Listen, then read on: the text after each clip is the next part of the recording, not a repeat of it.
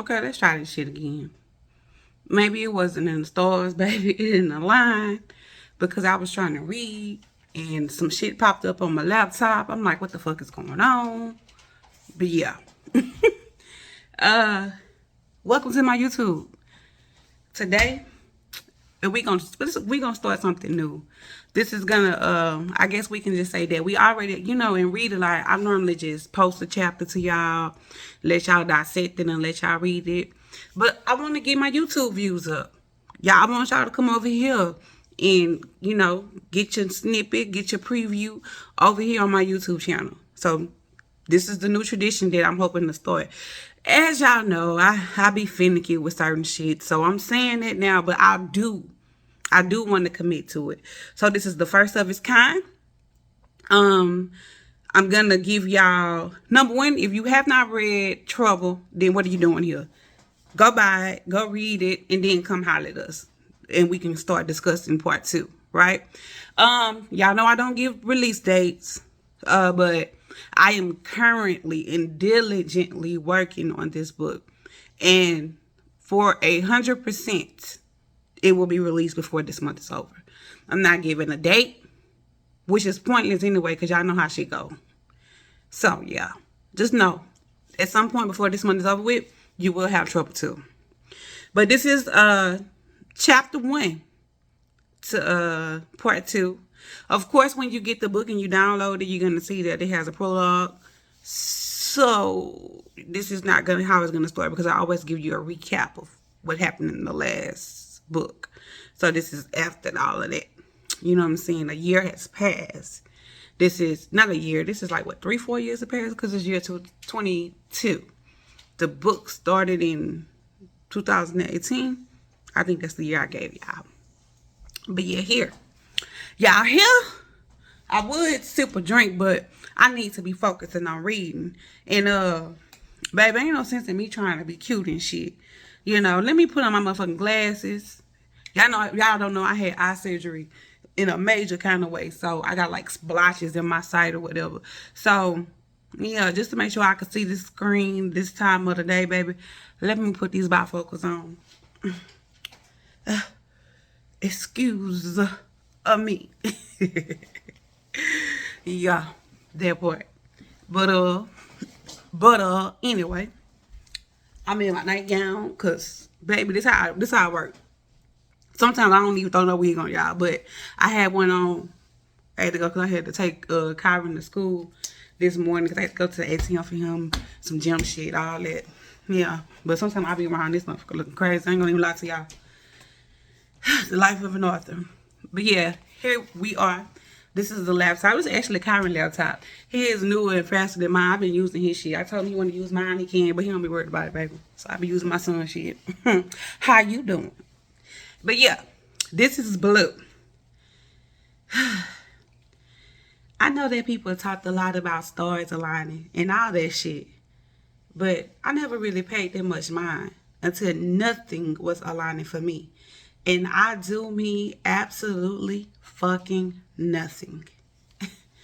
3 years back, I got out of jail thinking that my life would return to normal. Unfortunately, I'd been thinking wrong.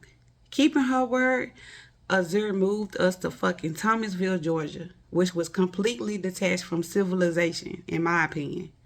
I never seen so many Confederate flags in all my fucking life.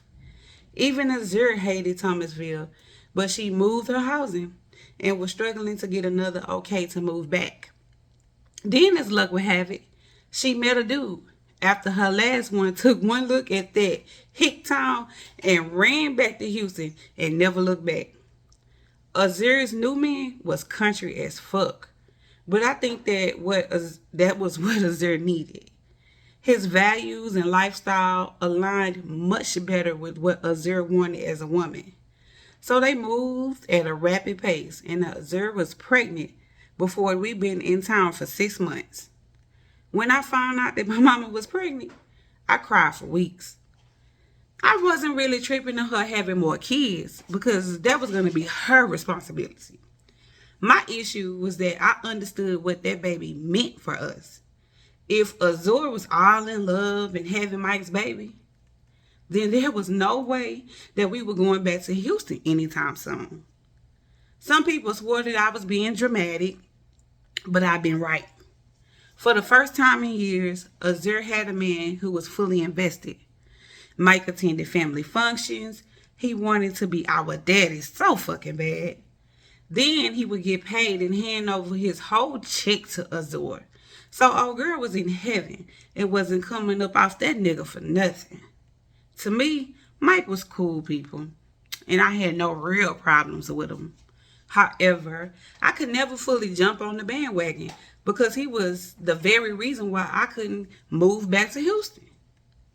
Listen, nobody could have paid me to believe that Azur would suddenly become this strict, overbearing parent in my fucking late teens.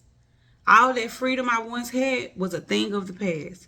She wanted to keep a short leash on all of us. Not to mention, she fucked up everything I had to my name. When I was released from the county jail, the bitches didn't even have my phone, claiming that some detectives had confiscated it to investigate Cason's crimes. Then I was never the type to memorize numbers. So I was asked out when it came to contacting anybody associated with Cason. For a long while, I didn't even have access to a phone because Azur had sold all my siblings' phones while I was locked up, claiming that they needed the money. Then we were in a small town where we didn't know anybody outside of our cousins from my auntie. If it wasn't for bad luck, then I wouldn't have no luck at all. I swear. My cousins ended up being the biggest haters and wouldn't even let a bitch use their phones. So for months, my resources were so limited, which had me super depressed. Eventually, I started school and was a whole semester behind. I actually hated school and the people in it. After a while, I got a job at Wendy's working for fucking peanuts. However, I was at least finally able to get my own phone again. As soon as I got a phone, I was geeked, thinking that I'm going to be able to look Cason up and at least make contact. My poor heart shattered into a million pieces when I tried to look him up in the Texas inmates database. The system kept saying that nothing could be found. I then tried finding Kaya or Corey on social media. Of course, I stumbled across their pages, but they were dead ends as both pages hadn't been active, almost like they no longer had access to them. I even went so far as to hit up a few of their associates, and the people who did respond claimed that they hadn't seen them in months. It was during this time that I realized that I'd fallen for Cason so fast, but didn't really know anybody in his family outside of his mama and siblings. Joni must have flat out deactivated all of her socials because I couldn't find her anywhere.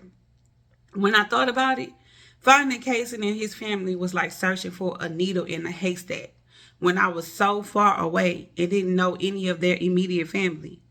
I now regretted wanting to lay up for every holiday versus going to actually meet Cason's granny and the gang. Despite that, I wasn't giving up. I was determined to get back to Houston to get to Cason's contact information, even if it meant walking the streets of Scenic Woods until I came across a familiar face. Unfortunately for me, Azur had decided that Cason didn't need to be a part of our lives and was determined to keep me away from him. I had underestimated how serious she was until I called myself riding back to Houston with one of my cousins who come to visit us. I never would have guessed that my own mama would call the laws on me, but that's exactly what she done. Azur's snitching ass had all of that resulted in me spending time in jail before being released on a fucking ankle monitor. I was devastated as I was at her mercy and she held the threat of jail over my head. The judge had already said that if I go back in front of him again, then I was going to prison. So I was stuck in that small, miserable ass town. Truthfully, living in Thomasville felt so unnatural for me that I refused to live out a regular teen life where I dated and shit. None of those country ass niggas excited me. Then I throw on some of my old designer shit, and their lame asses would act like I'm a celebrity. And by the end of the day, I would end up having a fight one of those hating hoes who couldn't shake the jealousy I excited within them. I felt very much trapped, and that angered me in ways I couldn't put into words. Then the resources were so limited there that I couldn't even jump up and leave once I graduated. Despite being a great student, I had grown to loathe school, so college wasn't an option. The jobs there were low paying, and I would have been struggling, truthfully, if I had moved out of on my own. So I was stuck in the house with Azure, although I couldn't stand him. I told myself that I would just move back to Houston with the clothes on my back if I had to, once I was done with probation. However, I also realized that I was only halfway through my 6-year term, so I was fucking stuck like Chuck. Funnily, all the tears I shed never changed a thing. Instead, all it took was for Mike to visit Houston with Azir for a week. By the time they come back home, he was already online searching for jobs in Houston. It took him a couple of months, but he eventually landed a decent paying job at the Houston Ship Channel. Azura's lease was ending around the same time, and she was suddenly able to successfully transfer her housing back to Houston. Acting paranoid, Azure chose to stay on the complete opposite side of the city in Katy. Wanting to have my own life and finally move out of Azure's, I immediately looked for a job. Unfortunately, that's when I finally realized how signing for deferred adjudication works. I had pending felony charges, and although there wasn't an actual conviction, employers treated it as such. So no decent job wanted to hire me because I was a violent liability. Not being able to work had me stressing. And until I stumbled across a hustle unintentionally. Although Azure was on housing, we moved into a rather decent neighborhood filled with middle class homeowners. Me and my cousin Sticks, who'd moved in with us, were strapped for cash when our neighbor asked if we wanted to spring clean her home for $300. Naturally, we jumped at the opportunity, which inadvertently jump started our cleaning business. I would have never guessed that it was that much money in cleaning houses, especially if there was no middleman charging a fee to link you with the customers.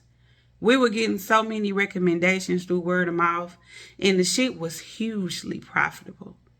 On good days, with enough planning, we could run through 5 houses in one day. Most houses rates started at about 200 and could go up to as much as 500. We even eventually enlisted Gray to take on more jobs during the day. In my spare time, I never gave up on finding Cason. So I used Azura's car to ride through the homestead area where Cason had grown up. It didn't take me long to realize that was a bad idea. Half the niggas I approached weren't even technically from the area and would waste time trying to holler. Then I came across a nigga who expressed wanting to kill Cason. Thankfully, he didn't do anything to me, but his words had definitely sobered me. That's when I accepted that I couldn't approach strangers about him, especially while knowing that my man was a certified jack boy. My search for Cason was one of the most frustrating situations in my life. It was emotionally taxing, while the people around me encouraged me to move on. It's at least date again, I guess. Truthfully, I hadn't fucked with a soul since I've been with Cason and had no desire to do so. Gray and Sticks swore that was because I'd been in Georgia all that time and hadn't been tempted by the prospects. However, now we were back in Houston where the options were plentiful. Still, I wasn't interested in dating. Nevertheless, I eventually felt like I needed to play catch up from all those years of being stuck in the country.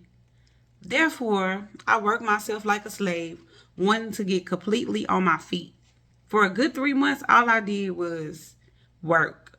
Then I was able to cop myself a car and run through those miles, baby. After getting my hair and nails done, I wanted to go out for the first time as an adult in Houston. Funnily, My right hand Gray had just turned 18, so she was ready to go outside too.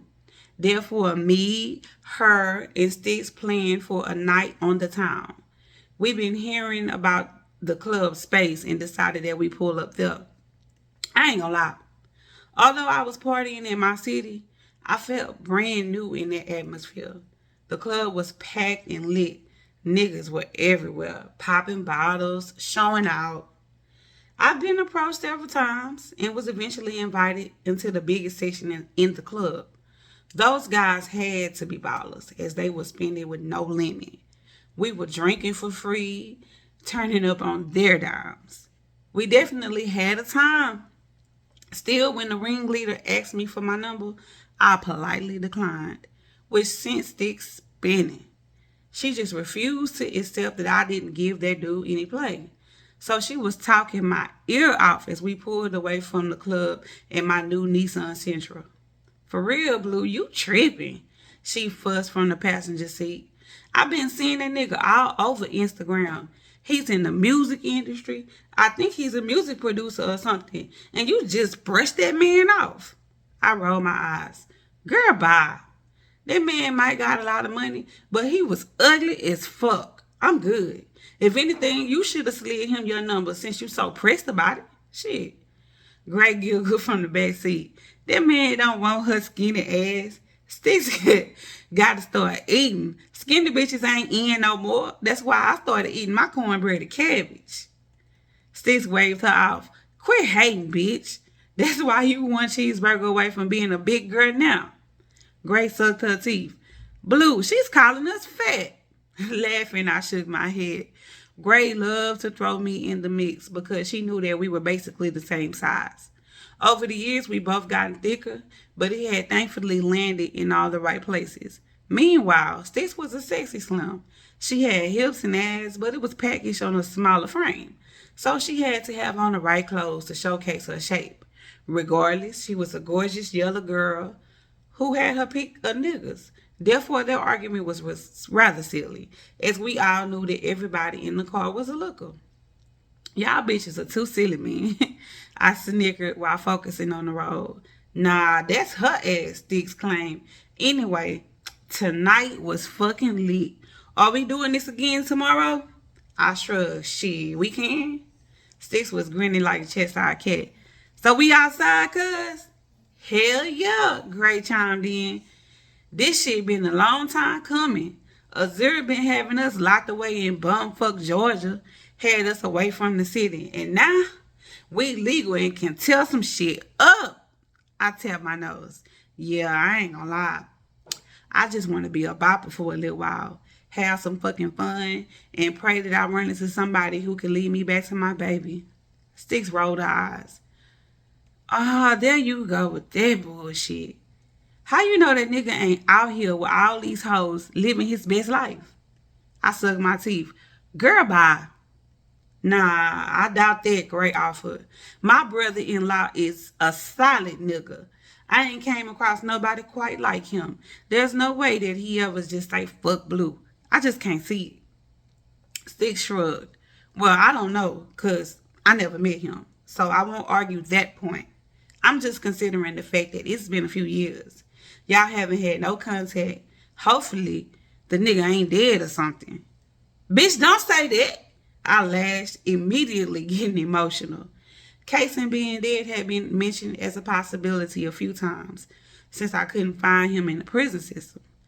Yeah, don't speak that negativity over my brother-in-law. He ain't dead because Blue would feel it. Hearing that, I laughed. Gray was a weird girl who loved reading. She looked into so much random shit and would then come break it down to me. According to her, me and Cason had soul ties. And that kept us connected throughout our distance. So if he was dead, something in my spirit would know. You really believe that, Blue? Steve's question, that you're that connected to that nigga? I nodded. I do. Okay, she shrugged. I ain't gonna rain on your parade. I smirked while pulling into a Shell's gas station. I know, because you can't. All right, y'all. That was the end of chapter 1. I know some of y'all are like, wait a minute. I thought this was going on. I thought that was going to happen. What happened to the... It's chapter 1. Y'all know me. I like to leave mystery. I don't reveal everything that's going on with the character at once. So don't think that I left a big old hole in the plot or I'm not elaborating. If I'm not elaborating on something, it's because I want to reveal it and peel back the layers as the story is told. That's the way that I'm doing it. Yeah. So y'all give me some feedback. Let me know. How did you enjoy it? You know, I mean, not... That wasn't the right word. Enjoy it. You know, hopefully you enjoyed it. How you felt about it. What did you think about the first chapter? All of that good shit. Y'all, I wanted to stream this, but I can't because it's saying I need some software. My phone won't allow me to do it. I need a web camera and all that shit. I don't know nothing about this. So I just am going to upload it like this. And yeah, y'all in the comments, let me know what you think.